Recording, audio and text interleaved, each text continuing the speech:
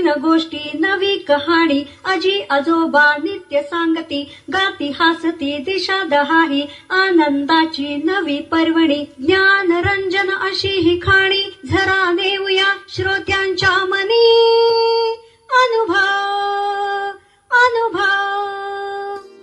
आपण ऐकत आहात जनसेवा फाउंडेशन प्रस्तुत पॉडकास्ट अनुभव 2.0। भारत सरकार आणि राष्ट्रीय सामाजिक संरक्षण संस्था, सामाजिक न्याय व सबलीकरण मंत्रालय आणि जनसेवा फाउंडेशन पुणे प्रस्तुत ज्येष्ठ नागरिकांसाठी पॉडकास्ट अनुभव 2.0। प्रकल्प समन्वयक डॉक्टर आर श्रीधर आणि Ashish Tiwari, program producer doctor Vinod Shah आणि गणेश डावळे। ज्येष्ठ नागरिकांच्या समस्या, प्रश्न आणि मार्गदर्शन यासाठी टोल फ्री एल्डरली लाईन क्रमांक 14567, टोल फ्री हेल्पलाईन क्रमांक 14567 अर्थात 14567 यावर सकाळी 8 ते रात्री 8 या वेळेमध्ये संपर्क साधावा। मी रवींद्र बाबाराम नलावडे, वय वर्ष 57। मी शरदचंद्र पाटील यांचे आत्ता म्हणणे ऐकले। त्यांचे पूर्णपणे त्यांनी जे सांगितलं त्याप्रमाणे मला एक गोष्ट जाणवली की मी देखील माझ्या आर्थिक व्यवहारात फार मोठ्या चुका केल्या। जेव्हा तारुण्याचा काळ होता तेव्हा मी माझे पैसे सेव्हिंग व्यवस्थित केली नाही आणि त्याचा वापर व्यवस्थित मी केला नाही। परंतु शरदचंद्र पाटील यांनी जे सांगितलं त्याप्रमाणे मला एक गोष्ट कळली की नेट बँकिंगच्याबद्दल त्यांचं म्हणणं मला खूपच आवडलं।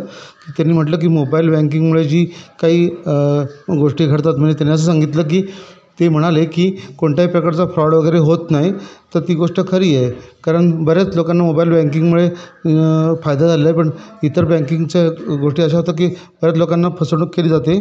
त्यासाठी मोबाईल बँकिंगचा वापर व्यवस्थित करणं फार गरजेचं आहे।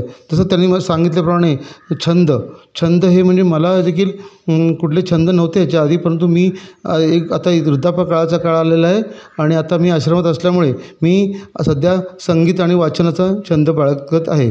आणि खरोखर वृद्धांनी यातून काहीतरी घेतलं पाहिजे। शरदचंद्र पाटील यांनी जे सांगितलं ते खूपच चांगलं होतं की आपण जर कुठेतरी गोष्टी गुंतून राहिलो, म्हणजे संगीत ऐकण्यात किंवा वाचन करण्यात, तर आपलं मन रमू शकतं, आपला एकटेपणा जाणवणार नाही असं आहे।